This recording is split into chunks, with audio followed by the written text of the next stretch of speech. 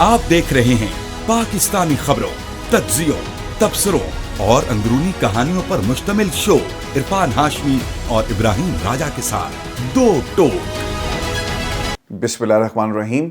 अस्सलाम वालेकुम नाज़रीन, मैं हूं इरफान हाशमी और आपको प्रोग्राम में खुश आमदीद कहता हूं। मेरे साथ मौजूद हैं इब्राहिम राजा साहब। राजा साहब अस्सलाम वालेकुम। वालेकुम अस्सलाम। इस प्रोग्राम शुरू करने से पहले मेरी आप तमाम सुनने और देखने वालों से दरखास्त है कि आप चैनल को जरूर सब्सक्राइब करें। हमारी एक जंग लगी हुई है जी एल्गोरिथम्स के साथ। इस जंग में हमारी तरफ से लड़ें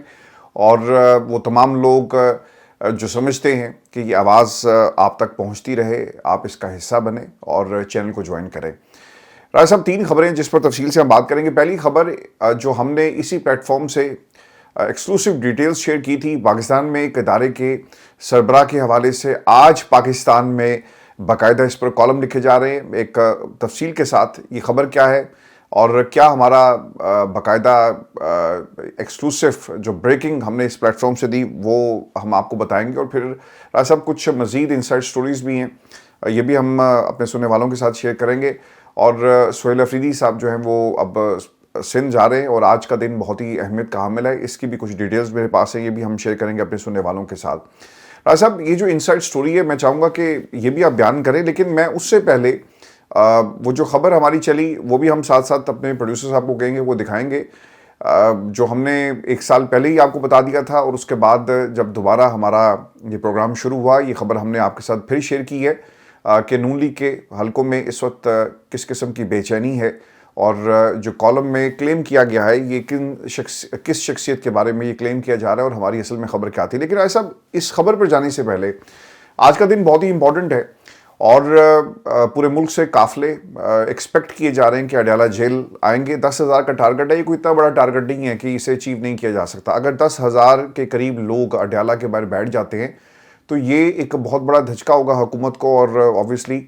हुकूमत की कोशिश होगी कि किसी तरह रास्ते रोके जाएं। आज रास्ते रात से ही इन्होंने बंद करना शुरू कर दिए थे और पाकिस्तान तहरीक इंसाफ के लोग जो मुख्तलिफ शहरों से जिनका प्लान है कि वो आएंगे अडयाला के बाहर बैठेंगे अलीमा खान की आवाज़ के ऊपर, उनकी कॉल के ऊपर, तो इसको रोकने के लिए किया जा रहा है। सिंध के अंदर सिचुएशन ये है कि सिंध की सरकार ने इजाज़त दी है। मैंने पहले भी कहा था कि बिल्कुल अच्छी बात है कि अगर आप सिंध जा रहे हो, सिंध की सरकार आपको वेलकम करती है, तो आपने इस अपॉर्चुनिटी पे कैपिटलाइज करना है। मोबिलाइजेशन को रैलियों में कन्वर्ट करें, रैलियों को जो वहाँ के जो मुख्तलिफ प्लेटफॉर्म्स हैं वहाँ पर जाकर आप एक तरह से जलसे का माहौल बना सकते हैं। तो क्यों ना जलसे किए जाएं। तो उसके ऊपर भी अब पाकिस्तान तहरीक इंसाफ को तो ये ऑफर्स करवाई गई हैं, वो करते हैं नहीं करते, लेकिन ऐसा एक पूरा स्केड्यूल आ गया है। अब पाकिस्तान तहरीक इंसाफ सिंध जा रही है, 3 दिन का ये दौरा है। मुख्तलिफ जो इंसाफ हाउसेस में इनकी मीटिंग्स हैं, मीडिया से, इसके साथ साथ मुख्तलिफ मकातिब फ़िक्र से ताल्लुक़ रखने वाले लोग और इस पर वकला की एक बड़ी तादाद उनको भी ऑन बोर्ड लिया जा रहा है। तो एक हेल्थी एक्सरसाइज होने जा रही है। लेकिन इसके हवाले से पाकिस्तान तहरीक इंसाफ में बहुत सारे लोगों को तकलीफ़ है कि सोहेल अफरीदी अकेले ही जो है लाइमलाइट इकट्ठी कर रहा है, तो क्यों ना हम भी इसका हिस्सा होते। और बहुत ही अच्छा होता कि सोहेल अफरीदी के साथ अगर बैरिस्टर गौहर भी चल रहे होते, पाकिस्तान तहरीक इंसाफ की सारी क़यादत चल रही होती, तो एक बहुत ही मजबूत मैसेज जो है वो अक्रॉस द बोर्ड जाता। राजा साहब, ये तो डेवलपमेंट्स दिन में जो होंगी वो भी हम शेयर करेंगे अपने सुनने वालों के साथ अडयाला के बाहर। लेकिन ये बताएं कि ये जो खबर और फिर उसके बाद जो हुकूमत की तरफ से दावे थे और फिर जो एक इनसाइड स्टोरी है नून लीग के हवाले से, राना साहब ने 5 बड़ों की बात की, तो सुनने में आया कि वहाँ भी कोई मौसम जो है वो अच्छा नहीं है। देखें हाशमी साहब, अडयाला जेल पर पीटीआई का जो धरना है, इसके मुतल्लिक जो 3 दिलचस्प नुकात हैं और 2 गैर मामूली वाक़यात, इनके मुतल्लिक भी बात करते हैं। और इसके साथ साथ GHQ मियां नवाज शरीफ, राना सनाउल्लाह और इमरान खान साहब के मुतल्लिक एक ज़बरदस्त अंदरूनी कहानी हमारे पास मौजूद है। ये एक इजलास की अंदरूनी कहानी है, आला तरीन सतह के इजलास की। ये भी अपने व्यूअर्स के सामने रखते हैं और व्यूअर्स से ये भी कहेंगे कि जिस तरह हम अंदरूनी कहानियाँ इस प्रोग्राम में अपने व्यूअर्स के लिए लेके आते हैं, तो शाइस्तगी के साथ कमेंट्स करके अपनी आरा का इजहार भी करें।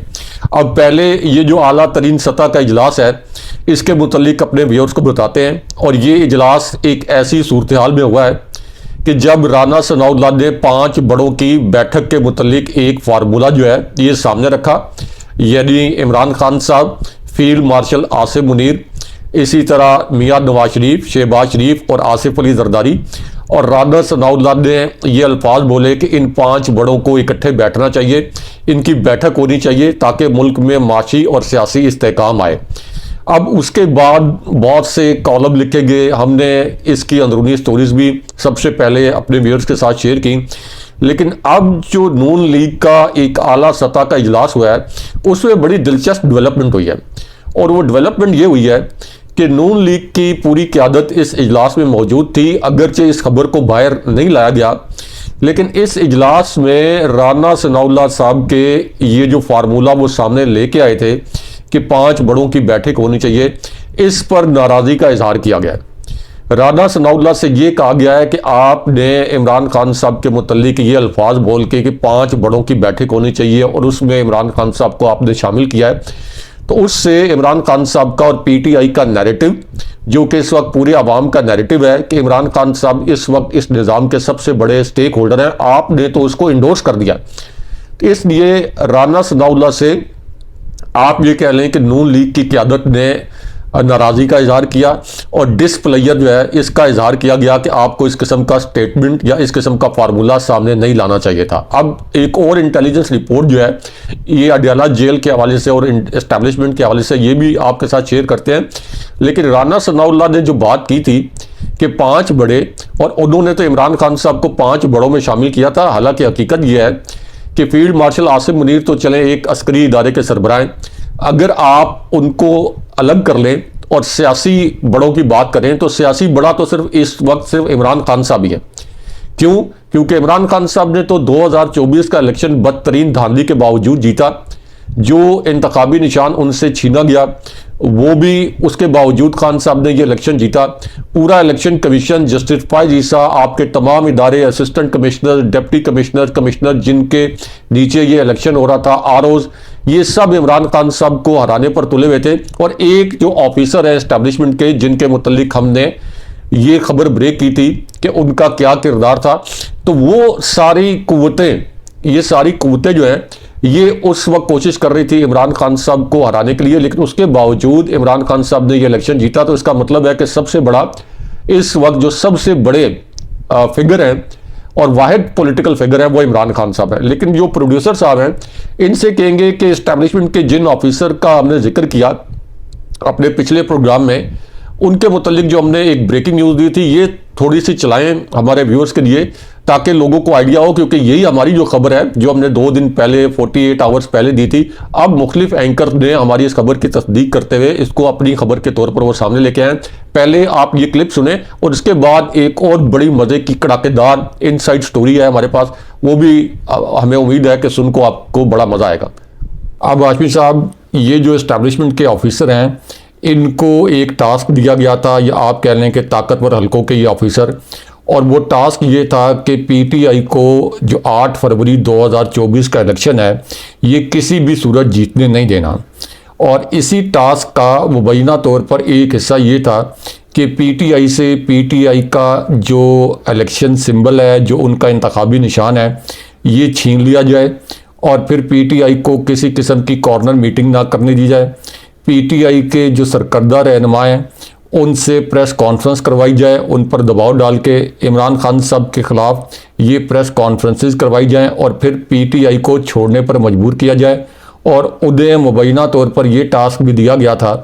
कि जो लोग प्रेस कॉन्फ्रेंस करके इमरान खान साहब का साथ नहीं छोड़ेंगे उनको गिरफ़्तार किया जाए, उनके घरों पर छापे मारे जाएं और ये यकीनी बनाया जाए कि पीटीआई 8 फरवरी 2024 के इलेक्शन से पहले मुकम्मल तौर पर कोलैप्स हो जाए और ये किसी सूरत भी इलेक्शन ना जीते। और फिर जस्टिस फैज ईसा ने जिस तरीके से पीटीआई से इंतखाबी निशान छीना, तो ये सारा उस एक्सरसाइज का हिस्सा था। और फिर जिस तरीके से chief election commissioner Sikandar Sultan Raja ने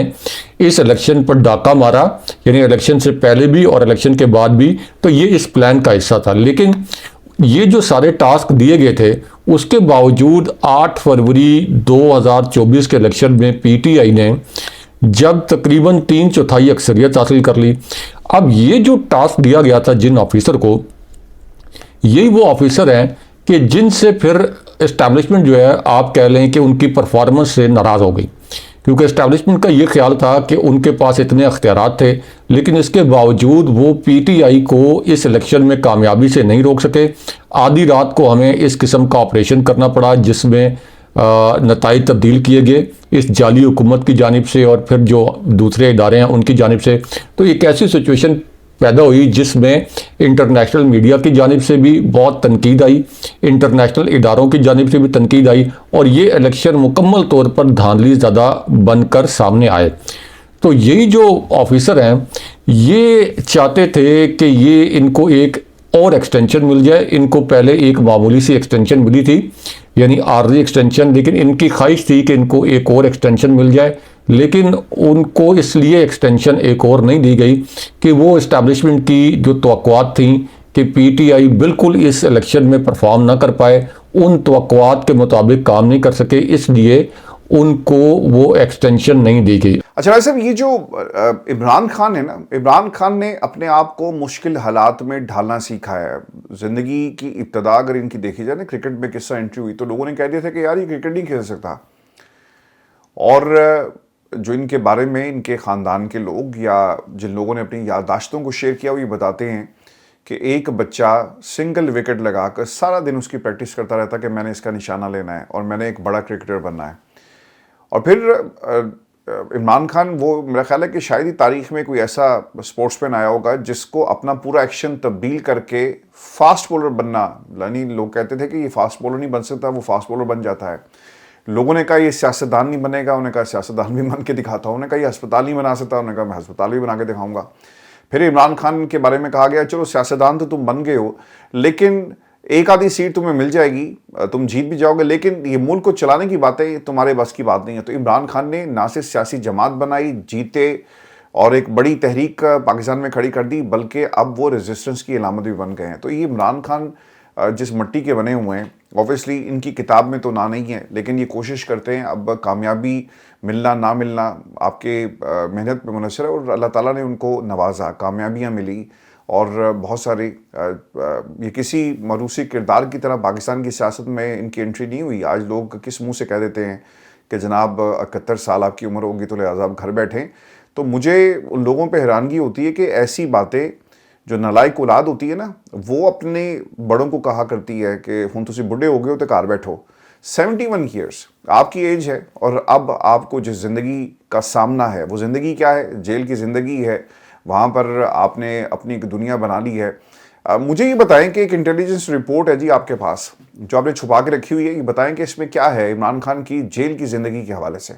या खाना पकाने वाले या इसी तरह जो मुशक्की, तो ये जो है ये भी असल में जासूस हैं और जासूसी करते हैं इमरान खान साहब की, आप ये कह लें कि मुतल्लिका हल्कों को। उसके बाद एक पैरेलल जो निज़ाम है, वो पैरेलल निज़ाम ये है कि वहाँ पे रियल टाइम रिकॉर्डिंग के लिए जो कैमरास लगे हुए हैं, जो ऑडियो भी रिकॉर्ड करते हैं और वीडियोस भी रिकॉर्ड करते हैं, और इमरान खान साहब अपनी पार्टी के रहनुमाओं से मिलते हैं तो वो सारी ऑडियोज और वीडियोस रिकॉर्ड की जाती हैं। इमरान खान साहब अपने वकला से मिलते हैं, वो भी सारी ऑडियोज और वीडियोस रिकॉर्ड की जाती हैं, और फिर अपने अहले खाना से मिलते हैं तो वो भी सारी ऑडियोज और वीडियो रिकॉर्ड की जाती हैं, और एक कंट्रोल रूम में रियल टाइम में ये सारी रिकॉर्डिंग की जा रही होती है। अब हाशमी साहब, जिस वक्त ये रिकॉर्डिंग की जा रही होती है तो इसकी एक समरी बनती है, समरी पॉइंट्स बनते हैं। ये समरी पॉइंट्स फिर जो आपके ताकतवर हल्के हैं उनके मुतल्लिका लोगों को भेजे जाते हैं। फिर वो समरी जो है एक फ़ाइल की शक्ल में, आप ये कह लें कि इस्टेब्लिशमेंट के जो अपर लेवल के अफसरान हैं उनके डेस्क पे जाती है, और फिर ये असेस किया जाता है कि इमरान खान साहब का अगला मूव क्या है। अब इमरान खान साहब अपनी पार्टी को क्या हदायत दे रहे हैं या अपनी बहनों को क्या कह रहे हैं कि आप इंटरनेशनल मीडिया पर जाके किस किस्म के हक़ाइक़ बयान करें। और इसी तरह जो तहरीक यानी अवामी तहरीक के मुतल्लिक या स्ट्रीट मूवमेंट के मुतल्लिक इमरान खान साहब ने हदायत सुहेल आफरीदी को जारी की। अब इस पर एक बड़ी दिलचस्प असेसमेंट रिपोर्ट हमारे हाथ लगी है जो कि हमारे ज़राए ने हमारे साथ शेयर की है। इसके कुछ नुकात और तस्दीक शुदा खबर ये अपने व्यूअर्स को बताते हैं। अब हमारे ज़राए का ये कहना है कि इमरान खान साहब की जो रिकॉर्डिंग होती है, और इमरान खान साहब को पता है कि ये रिकॉर्डिंग हो रही होती है, अडयाला जेल की जो कॉन्फ्रेंस हॉल है जहाँ पे ज़्यादातर मीटिंग्स होती हैं, इमरान खान साहब को मालूम है कि ये बगिंग डिवाइसेस यहाँ लगी हैं। लेकिन अब इस असेसमेंट रिपोर्ट के पहले हिस्से में ये बताया गया कि इमरान खान साहब के साथ जब उनकी बहनें, अहले खाना, वकला या पार्टी लीडर्स मिलने के लिए आते हैं तो एक मर्तबा भी ऐसा नहीं हुआ कि इमरान खान साहब उनसे बातचीत कर रहे हों तो वो फ्रस्ट्रेट नजर आए हों। एक मर्तबा भी ऐसा नहीं हुआ कि इमरान खान साहब का मोरल डाउन हो, और हर मर्तबा इमरान खान साहब का जो मोरल है ये हाई होता है, और किसी भी तरह से वो अपने से मिलने के लिए आने वालों को ये तासुर नहीं देते कि वो इस जेल से परेशान है या यहाँ पे उनको कोई तंगी है। यानी ये नहीं है कि उनको तंगी नहीं है, उन पर सख्तियां नहीं की जा रही, लेकिन वो कभी भी ये तासुर भी नहीं देते ताकि बाहर ये तासुर ना जाए इस्टेब्लिशमेंट को या इस जाली हुकूमत को कि इमरान खान साहब आसाबी तौर पर ये इस पूरी सूरत हाल से नाराज हैं। फिर उसके बाद दूसरा नुक्ता बड़ा दिलचस्प है।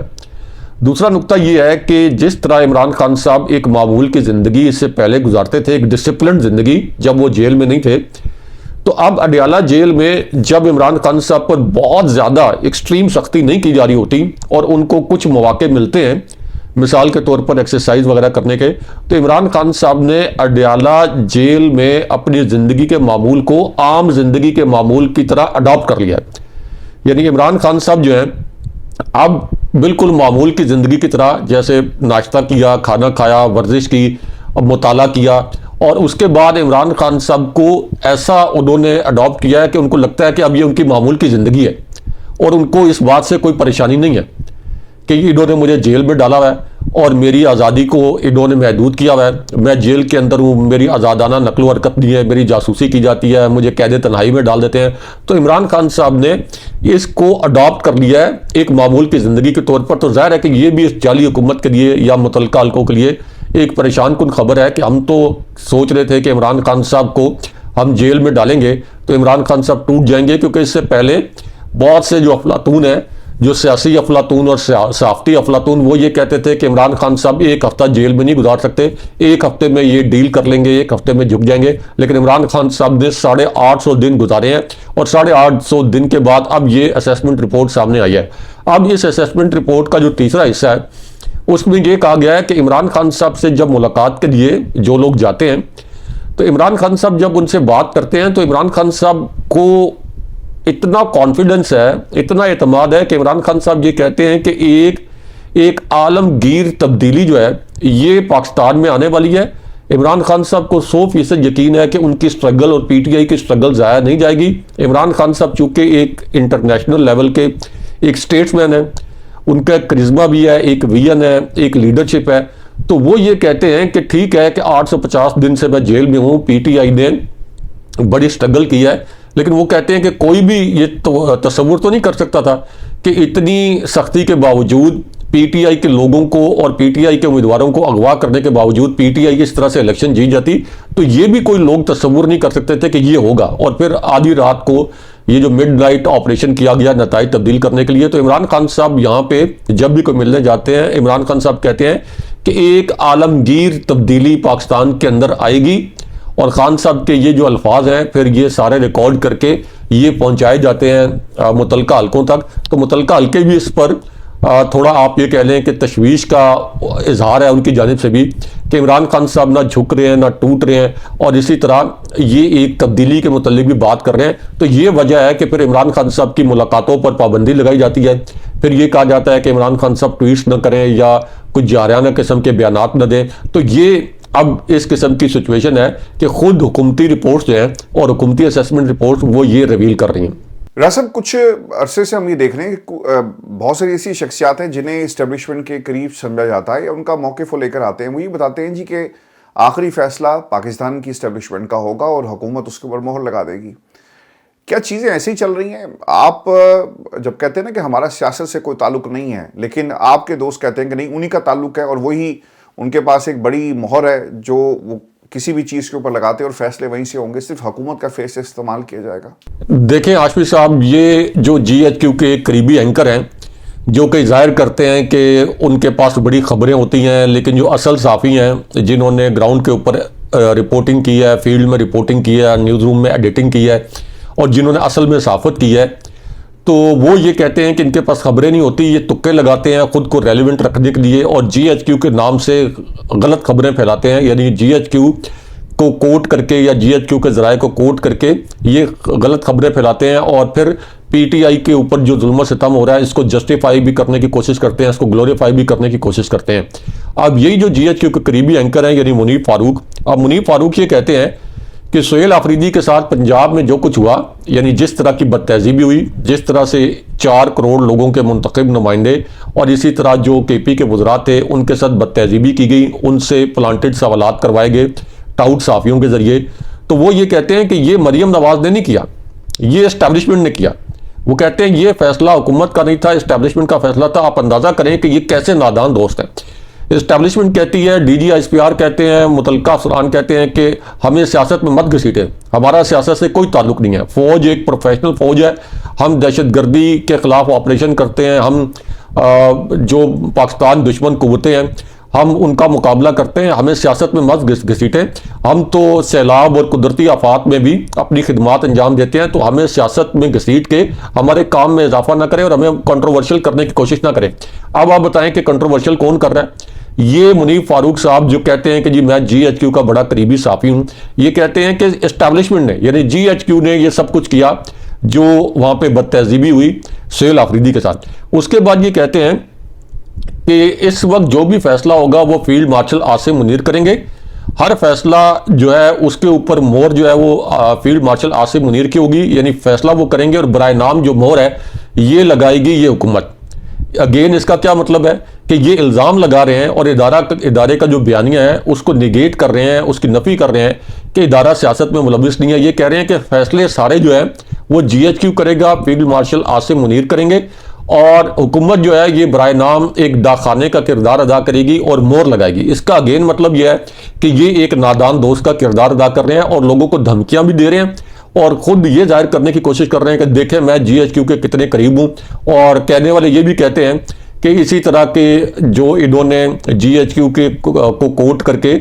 इसी तरह ये गलत तुक्के लगाए तो इसके इनाम में इनको जो है वो तमगा वगैरह भी दिया गया। तो इस्लामाबाद के जो साफ़ी हैं वो हैरान परेशान है कि उनके मुताबिक, ये मेरे और आपके अल्फाज नहीं हैं, उनके मुताबिक और सुप्रीम कोर्ट कवर करने वाले कुछ सीनियर साफ़ियों के मुताबिक इन्होंने तो कभी ज़िंदगी में एडिटिंग या रिपोर्टिंग नहीं की। अच्छा, उसके बाद वो ये कहते हैं कि इस वक्त ताकत का जो कला है ये पाकिस्तान के एस्टैब्लिशमेंट के पास है जिसे वो एक्सपेंड करेंगे और ये कला मज़ीद ताकतवर हो जाएगा। अब आप अंदाज़ा कर लें कि वो ये कह रहे हैं कि जो सियासत है इसके ऊपर मुकम्मल कब्जा जो है एस्टैब्लिशमेंट कर लेगी, एस्टैब्लिशमेंट पूरी सियासत संभाल लेगी, सारे जो हुकूमती फैसले हैं, सरकारी फैसले वो एस्टैब्लिशमेंट करेगी। हालांकि DGISPR ने तो ये बड़े वाज़ेह अल्फाज में कहा था कि हम रियासत नहीं है। उन्होंने कहा था कि हम तो रियासत का एक हिस्सा हैं, जिस तरह बाकी इदारे हैं हम रियासत का एक अहम हिस्सा हैं। और ये बात ठीक है कि फ़ौज रियासत का एक बहुत अहम हिस्सा है और ये बात भी ठीक है कि इससे पहले जब इमरान खान साहब प्राइम मिनिस्टर थे, अभी लंदन वाला एपिसोड हुआ था, पाकिस्तान ने 2 तैयारे मार गिराए थे। अभी पाकिस्तान ने और पाकिस्तान की बहादुर अफवाज ने 7 तैयारे मार गिराए